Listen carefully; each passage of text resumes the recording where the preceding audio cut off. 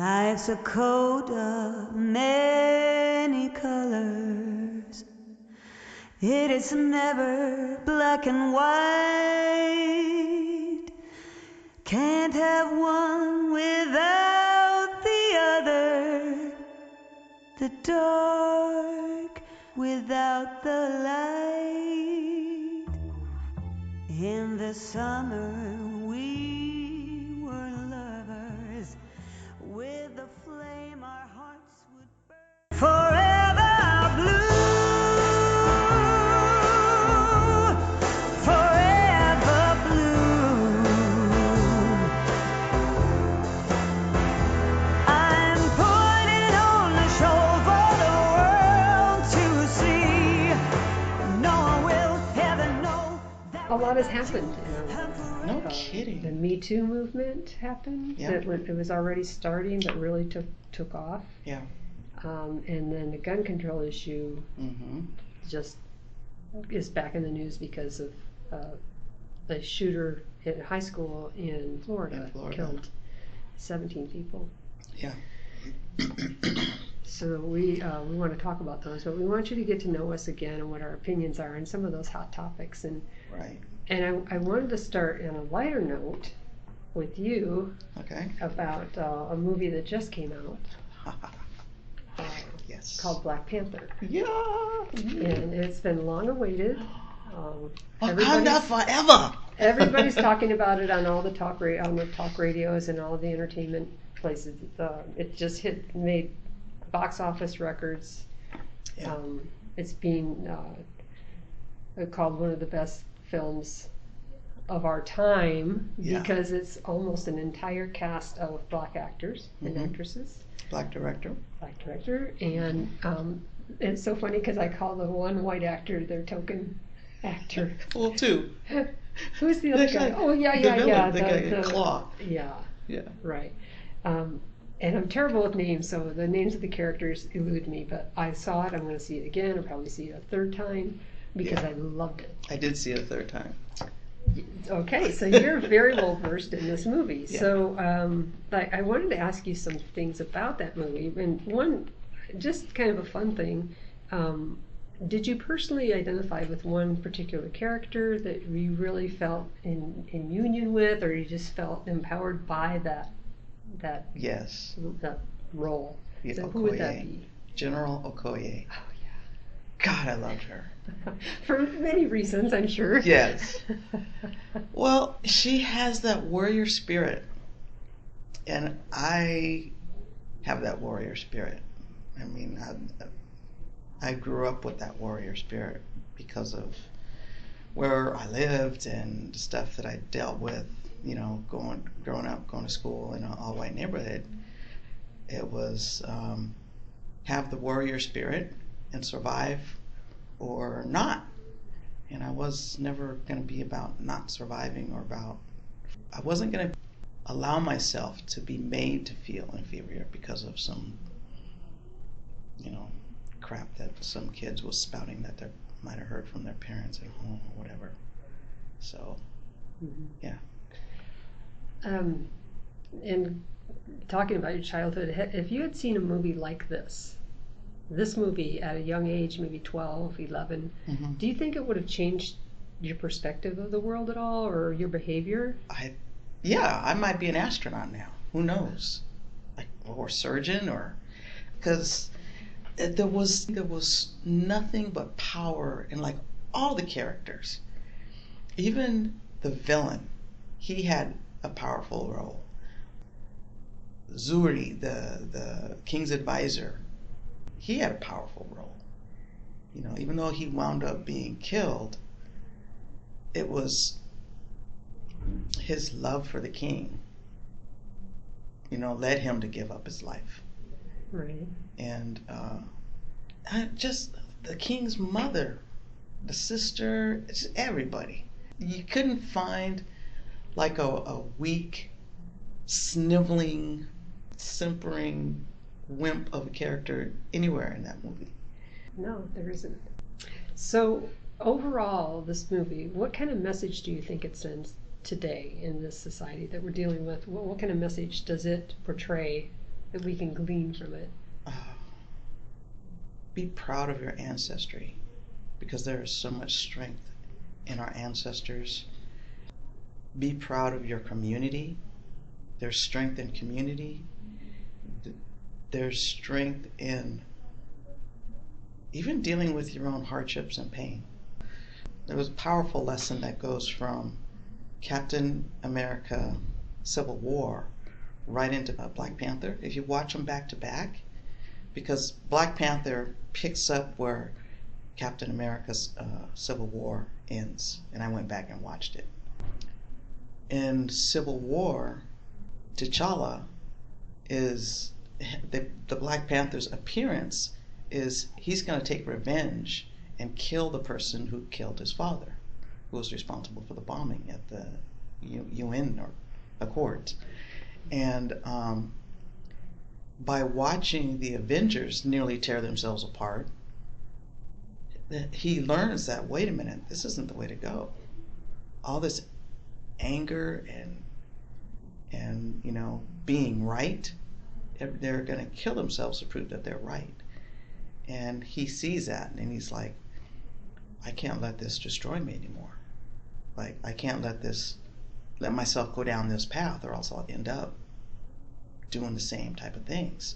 So he lets go of that need for revenge. He forgives. And I don't like using the word forgiveness because of that, that the mainstream connotation that forgiveness is a sign of weakness. It's not. He lets go, he releases his anger and his rage, and he's able to move on in a powerful way, and he's still, when in Black Panther, when he comes to realize that, see the mistake that his father made, he wants to right it. So in today's society, we could use that kind of forgiveness as a strength, and history really doesn't have to repeat itself. We can change. Yeah. And so, because that's what I was trying to get at, because I really loved that movie, and it was hopeful. Yeah. And there's some criticism about it, but I don't even want to go there because there's so much good that's done with this movie. And yeah, it's a Marvel comic book. It's a movie. It's supposed to entertain too. So, you have to have that in it because it's a movie. It's not a social movement. Yeah. Now, from that, a social movement... A social movement can happen from right, that. but that's not the, that's kind of putting a little bit too much on the movie. Because again, let's remember, it's a comic book movie. But what they did with that was fantastic, and I just... Yeah. The last scene where King T'Challa is addressing the United Nations about sharing resources and working together and letting go of the illusion of separation and helping each other and recognizing that we're all just one tribe. That was like really powerful. A movement can be made from that scene alone, and it's funny because the comment that the UN member, one of the nation's member, makes is, "What can a nation of farmers teach us or possibly have to offer?" And they just look at each other and smile, like you just have no idea. But it's also kind of a reference to our history of, oh yeah, they don't have anything to offer us. Those are the throwaways. They don't have anything to offer. And we have so much to offer. And it's really, what if? Just imagine if colonialism hadn't attacked Africa. I can't imagine. Yeah. I could dream of how beautiful the world could be, but there's so many things if, we hadn't created the atomic bomb or, there's so many things. But you mentioned that the other day when we were talking about, I was going to ask you about that, imagine. Yeah. Imagine the culture, how it would have developed and evolved if colonialization hadn't happened. Right. Yeah. Wow. Yeah, if they had been left to build their own technology, because there are ancient technologies that were found in Africa that have not been even whispered about in the mainstream, you know. Mm-hmm. And you know, what if those had been left to flourish or even be rediscovered? Mm-hmm. We can only speculate now. Right, or dream, or someone could pen a novel. Maybe someone has. I don't know if somebody has. Yeah. Put that on our. Somebody send that to our emails, because I want to read it, because I want to see what would someone's vision of this is how it could have been had colonization hadn't happened to Africa. Yeah. Or one of the countries on the West Coast where the slave industry was huge. Right. And had that not happened, how could have the world flourished? How could I know there's some fantasies books out there, but I mean like more of a fictional, realistic novel of how it really could have developed. I think it'd be interesting. Yeah, you know, and there's almost every culture around the world has had ancient technology that was very advanced. But also going back to the warrior spirit, my favorite character, Mm-hmm. the King's Guard, they were influenced by real Amazons, by a real King's Guard. They were called the Amazons. I don't have the I'm not remembering the full name right now, but the Dora Milaje is the Black Panther name for the Guard, and they were fierce, beautiful, you know, just what a vision. Ryan Coogler's vision of them was just awesome. Well, every part of it, where the ceremony takes place of the king being challenged, the waterfalls and the beauty and all the different cultural groups on the side of the mountain by the waterfall watching the inauguration, I guess you could call it. Yeah, it's challenge. Fantastic. It was challenge day. Right. So there's another thing, you know, after T'Challa forgave the killer of his father, he had more compassion. He was much more compassionate. And so when the guy, the Lord from the mountain tribe, when they came down, he came down to challenge them, the challenge was to the death or to yield. And he could have thrown him off the cliff or stabbed him or whatever, and he chose not to.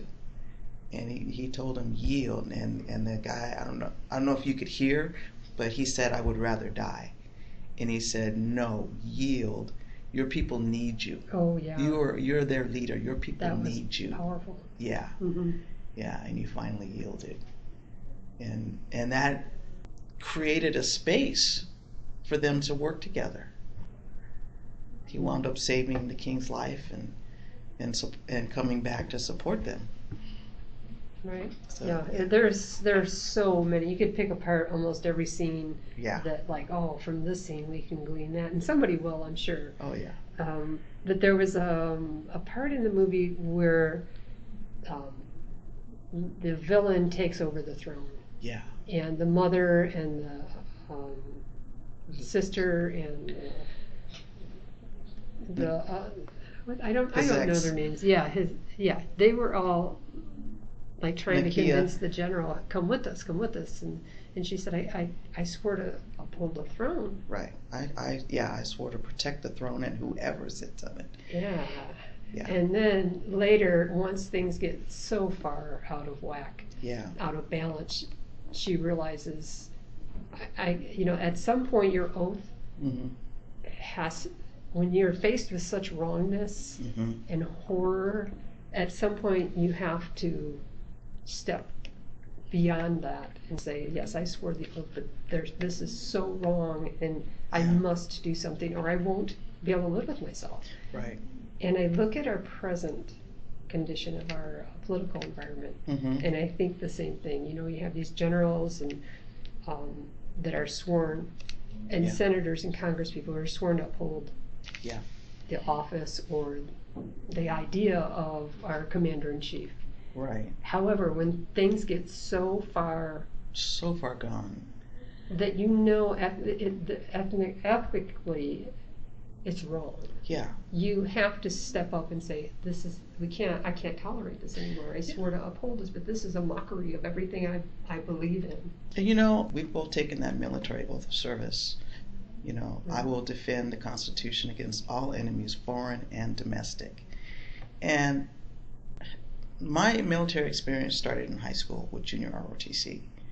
And my instructor really drilled it into us. Being in leadership, because this was leadership training, being a leader does not mean that you expect people to follow your orders blindly. Your orders have to be legal and they have to be morally correct. And your charge is not to just follow orders blindly, because if an order is morally void, if it's immoral as a being with morality, your duty is to not follow that illegal order. Yes, you have to be able to quantify and articulate why that order is illegal, but sometimes that's not very difficult to do. If your battalion commander says go wipe out that village, I mean, clearly you know that's wrong. And it's easy to say in a nice, clean environment like this, but Yeah. I think it might immediately go to the My Lai massacre in Vietnam, Mm-hmm. and Lieutenant Calley, who was told, wipe it up, Yeah. kill every living thing in there. And they had just come off of a really horrific event where a lot of their guys got killed. Mm-hmm. So a lot of the soldiers were really willing, because psychologically they were so ruined that seemed like a good idea. Right. And it seemed justified because of the horrors they had seen their own buddies go through. And I'm sure there's people, men and women out there that have witnessed things like that in Vietnam that can tell us about how that affected them and how you could be so distorted that you would do something like that. Right. And, so it's, I just want to be cautious about, we're not judging anybody here. We're just saying that there are times, like in this particular thing, of course I'm talking about Donald Trump. Yeah. And, he's our president and we have to follow him. Well, I thought that, but I don't think that now. I think that it's so grossly ruined our nation that it's time for people to stand up. And I'm not saying revolution, anarchy, because I believe that our democratic way of doing things is the best way. Yeah. However, this man it's just so, I feel like I'm living in a dream. No, not a dream, a nightmare. His behavior's gotten so outrageous. Yeah. Just the Twitter in its own. I wish Twitter would pull his account, because I've stopped following because it's just been so. I don't even have a word for it. I guess it offends the senses. Yes. It offends my sense of propriety, humanity, decency. All right, moving on. So I wanted to briefly touch on the what you're working on right now for the prison volunteer work that you do. Uh-huh. And you are part of a Inner Light Ministries group going to a prison. Yeah. And it's called Impact Program. And briefly, what is Impact? What's going on? Impact started off as a victims awareness program that was created by a group of lifers at the prison who approached our minister and said, we have this program. We want the men that are going to be able to leave to be better men when they leave. And, our minister, Rev D, she was like, wait a minute. You guys aren't getting out. We want the guys that are getting out. You want to help them be better men. So we partnered with them. And, we're a spiritual community, but we don't teach we don't go in with a religious program. We go in with a program that helps bring awareness to thought processes, to ways that the mind works to create a person's reality, and the ways that our thinking can become damaged and warped by our pain.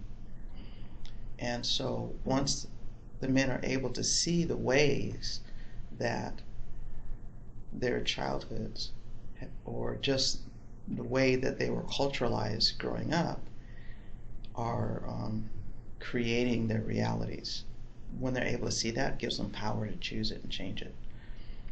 And so we teach them that. We teach forgiveness. We teach them about grief, the many ways that grief appears and the ways that it manifests, things that can come out of unrecognized grief, unhealed grief. It's a very healing program, and it's really transformative. And so you're doing this at Pleasant Valley State Prison, which is more than it's about 3.5 hours for you to drive from home. How long does it take you to get there? About 3 hours and 15 minutes. Yeah, and then you're there for about 3 hours, and then you come back. Yeah. And so that can wear on you. I mean, it really can. It's a long drive. You have to prepare for it emotionally and physically, because that long of a drive can really hurt you, sitting that long. But so you must be inspired in some way to keep going. So what is that? What keeps you going back? Well, I used to work as a correctional officer, and I think even before that, my own experiences with growing up fighting, being socialized to hide my emotions,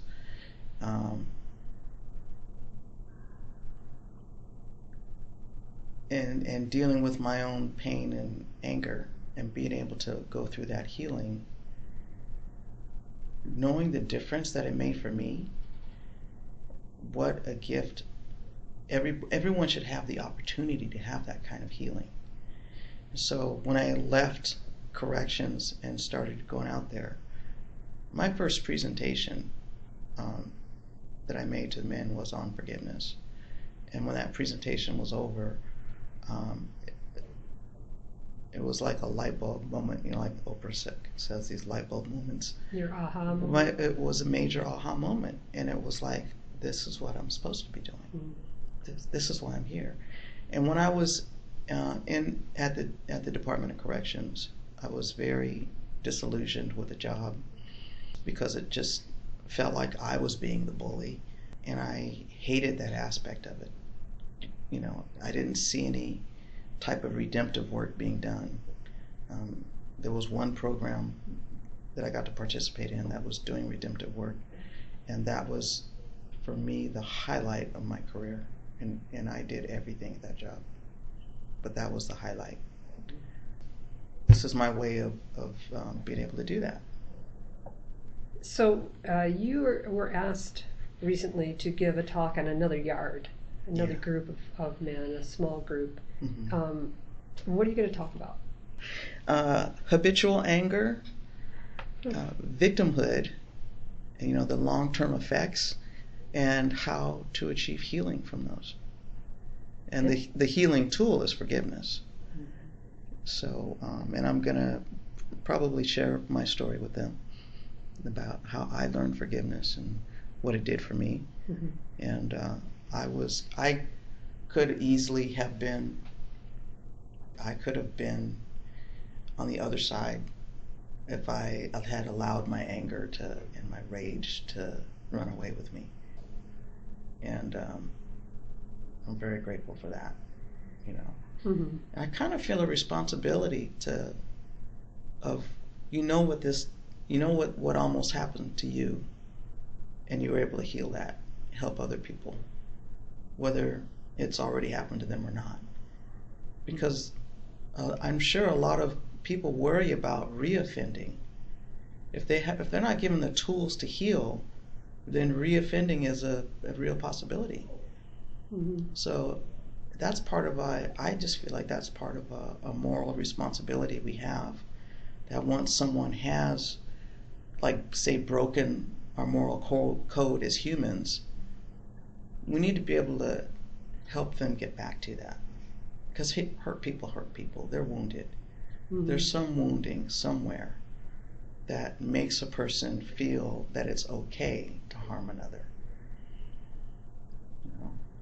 So. Yeah, I read a piece recently about anger, and I don't know where I read it, but it talked about our young people don't know how to cope with anger. Yeah. Or what do I do with this emotion? And so they see how,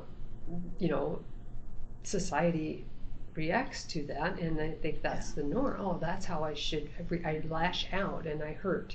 Yeah. That's how you get rid of this. Yeah. And I think we have to come back to fundamentals and teaching okay, emotions are real, you're going to have them, they're not bad, but you got to know how to dissipate ones that could cause harm in a healthy way. Yeah. Because you can't stuff it down and not react, because that's going to come out in a really unhealthy way. And I think you touched on something about, when I asked you why you do this, you have a background in a prison. You have been in a prison. You know what you're talking about. You're not some person on the outside thinking you've been in there. Yeah. I think throughout our lives we are raised in environments, or there's things that happen to us that bring us to a calling. Mm-hmm. And because of your background, you fell into this job. It has now bloomed into this beautiful ministry, because we know, if we know, and you know that, and for me, I know police. Yeah. I know military, because I've been there, and I feel like that I can reach out to those people because I have experience there. Yeah. Versus somebody coming in, a psychiatrist or a therapist who hasn't been there. Yeah. It's like you can read all the books you want, and you can watch all the videos, but until you're actually in that environment day in and day out, you really don't know. And I feel like each person in the world has a unique experience as a human being, and those unique experiences can bring them to a place of reaching out and relieving some suffering. Yeah, because I think everyone's unique experience reveals their gift.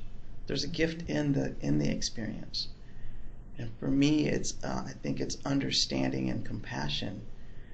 Being one who feels really deeply, I can not just sympathize, but I can empathize with people that are going through something like that, or have gone through that. Yeah, I mean, you don't know exactly how it feels, but you know pretty much Pretty darn close. They're going through. Yeah.